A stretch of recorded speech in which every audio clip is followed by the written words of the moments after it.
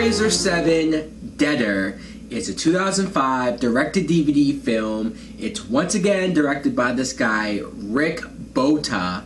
Great idea, guys. Let's bring back the same fucking director that gave us that last piece of shit film to do another piece of shit Hellraiser film. We see this reporter, Amy Klein, who's played by Carrie Ruhr, and I was looking at her and saying, why the fuck does she look so familiar? I swear I saw her in something.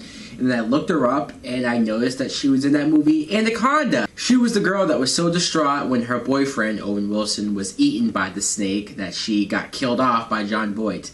Yeah, she plays this reporter who gets assigned this weird thing. Like, her boss shows her this tape of this group called the Deaders. They're this cult that, like, brings people back from the dead. They have this girl convince herself to shoot herself in the head, and then when she's laying there dead, the guy, like, breathes life into her and she just wakes up.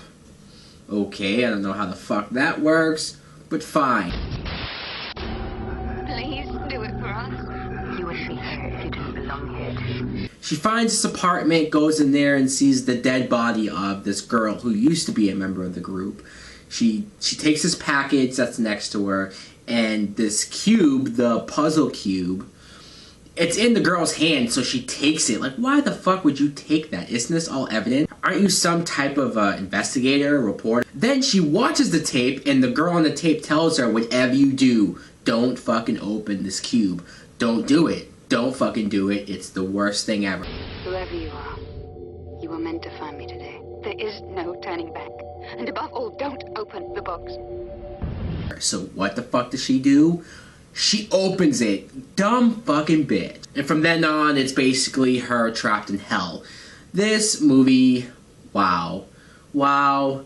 Wow. The scene after the reporter Amy opens up the cube, the chains come out and like wrap around her face, and Pinhead tells her basically she's doomed. When the chains come out, it's CGI. You had to use CGI for the chains? Really?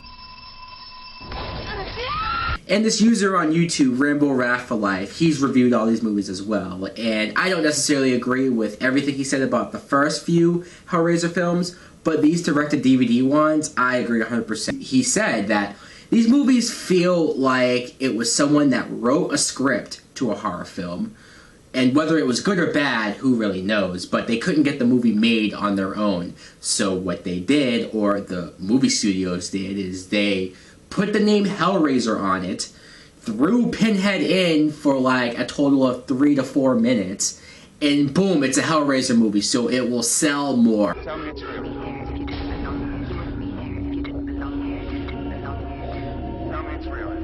Which is bullshit, because when you sit there and you see this plot, and it just doesn't feel like a Hellraiser film, and you have the same stuff of the main character seeing things that aren't really there, she's having weird dreams and images, but her whole backstory is she, I guess, was molested by her father when she was a kid, and she's all fucked up by that. I will admit, this actress, Carrie Ruhr, she's a decent actress. There were a few scenes where she was selling me on how emotional she was and her just screaming, hysterical. I bought her. And she even got naked for one scene. But even all that couldn't fucking save this piece of shit fucking movie.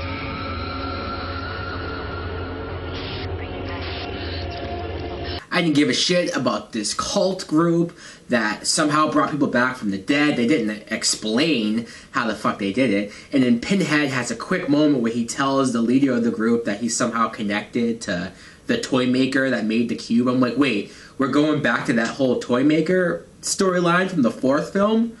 Really? Can't hurt me. You're not the first to say that. And oh, what a shocker, Pinhead, Doug Bradley, is barely in this fucking movie. And then the ending, oh great, a downbeat, depressing ending. Just what I love from my horror film.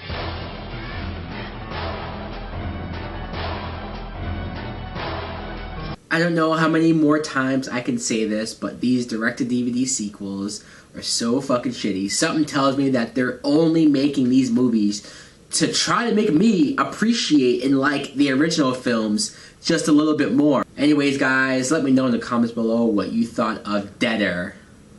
As always, thanks for watching. Later.